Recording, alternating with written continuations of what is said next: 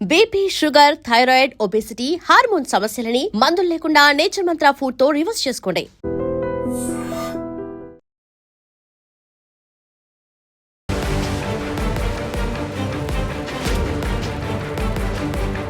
నమస్కారం, welcome to iDream media. నేను మీ సంగీత. India వైడ్గా టోటల్గా 2,51,052 ఏటీఎం సెంటర్స్ అన్ని పూర్తి స్థాయిలో రిమూవ్ చేయడం జరిగింది అని చెప్పేసి డైరెక్ట్గా ఆర్బీఐ ప్రకటించడం చేశారు.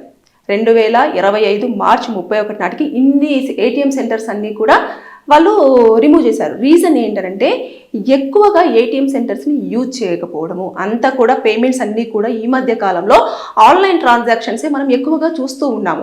ఎక్కడ చూసినా సరే అది ₹1 కానివ్వండి, ₹1,00,000 కానివ్వండి, ఎంతైనా సరే మనము ఆన్లైన్లోనే చేసేస్తూ ఉన్నాం. అంతేకాకుండా ఏదైనా పర్చేస్ చేసినప్పుడు కూడా ఆ షాప్ వాళ్ళు కానివ్వండి, లేదు అంటే ఎక్కడైనా సరే డైరెక్ట్ మనం మళ్ళీ బ్యాంక్కి వెళ్ళి వేసుకునే బదులు క్యాష్ ఇస్తే పేమెంట్ చేసేసారనుకోండి, డైరెక్ట్గా బ్యాంక్లోనే పడతాయి కాబట్టి అది మనకు యూజ్ అవుతుంది అన్న ఉద్దేశంతో వాళ్ళు కూడా ఉండడం చేస్తున్నారు. కాబట్టి ఈ ఆర్బీఐ ఏం చేశారు అని అంటే మొత్తము పూర్తి స్థాయిలో 2025లో అసలు ఏటీఎం సెంటర్స్ దగ్గర ఏవి వర్క్లో ఉన్నాయి, ఏవి వర్క్ చేయట్లేదు, అంటే వర్క్ ఎక్కువగా యూజ్ చేయట్లేదు అనే దానిపైన వాళ్ళు దృష్టి పెట్టారు. పెట్టిన తర్వాత కొన్ని ప్రాంతాలలో అసలు ఎంత ఇప్పుడు క్యాష్ మిషన్లో క్యాష్ అనేది వాళ్ళు పెడుతూ ఉంటారు. ఆ టీం వచ్చేసి ఎప్పుడు క్యాష్ ఎంత పెట్టాలో అంత పెడుతూ ఉంటారు.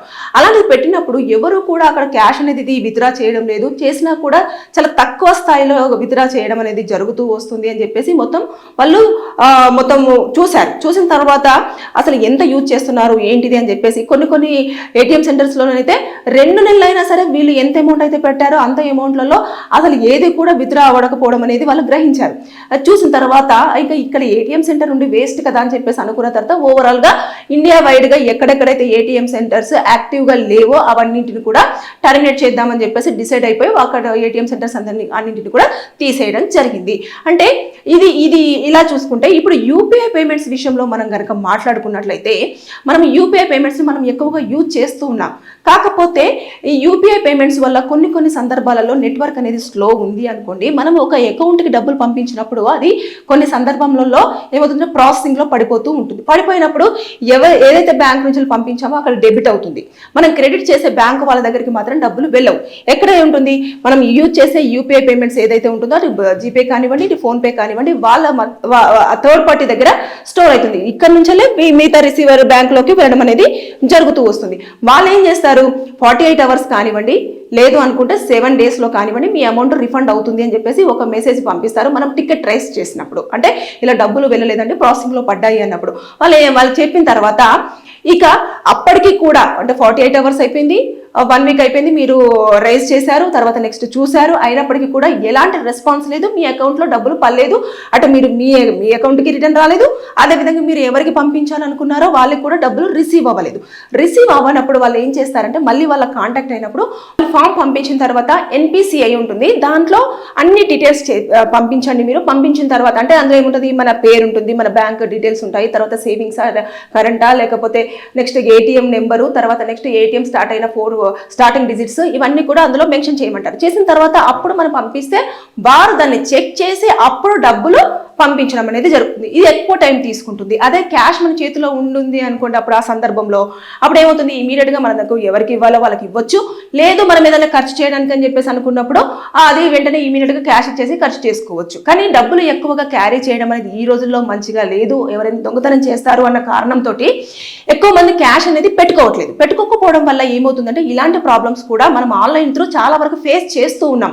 అయినప్పటికీ కూడా ఏటీఎం సెంటర్స్ దగ్గరికి ఎవరు కూడా వెళ్ళి అంత టైం, అంటే ఇప్పుడు మధ్యకాలంలో ఎక్కువ మందికి బద్ధకం, అంటే ఏటీఎం సెంటర్స్కి వెళ్ళి అక్కడ నిలుచొని ఆ ఏటీఎం కార్డు పెట్టి తర్వాత డబ్బులు విత్డ్రా చేసుకొని రావాలి అంటే కొంచెం టైం టేకింగ్ ప్రాసెస్. కాబట్టి అదే కూర్చున్న ప్లేస్లో 4 డిజిట్స్ కొట్టామా డబ్బులు వెళ్ళి వాళ్ళ అకౌంట్లో పడిపోతాయి. దీనివల్ల ఎక్కువ మంది యూపీఐ పేమెంట్స్ని, ఆన్లైన్ ట్రాన్సాక్షన్స్ని, అదేవిధంగా మన మొబైల్లోనే మనము బ్యాంకుకి సంబంధించిన యాప్ని వేసుకున్నామంటే మనం ఆ అకౌంట్కి కూడా ట్రాన్స్ఫర్ చేయొచ్చు మనీ. కాబట్టి దాన్ని ఎక్కువగా చాలా మంది కూడా ప్రిఫర్ చేస్తున్న నేపథ్యంలో ఏటీఎం సెంటర్స్ అనేవి కూడా ఎక్కువ స్థాయిలో గవర్నమెంట్ దానిపైన దృష్టి పెట్టేసి ఆర్బీఐ వాళ్ళు కూడా మొత్తం చూసిన తర్వాత ఇక ఇవి యూజ్లో లేవు కదా అని చెప్పేసి తీసేశారు. ఇంకా రాను కూడా ఏటీఎం సెంటర్స్ ఇంకా కొన్ని ప్లేసులలో కూడా ఉండొచ్చు, ఉండకపోవచ్చు. మనము ఆ ఏటీఎం సెంటర్స్ ఒకప్పుడు చూసే వాళ్ళం అని చెప్పేసి మాట్లాడుకునే సందర్భాలు కూడా రావచ్చు, చెప్పలేం. ఎందుకంటే సెంటర్స్ మనం యూజ్ చేయట్లేదు కదా.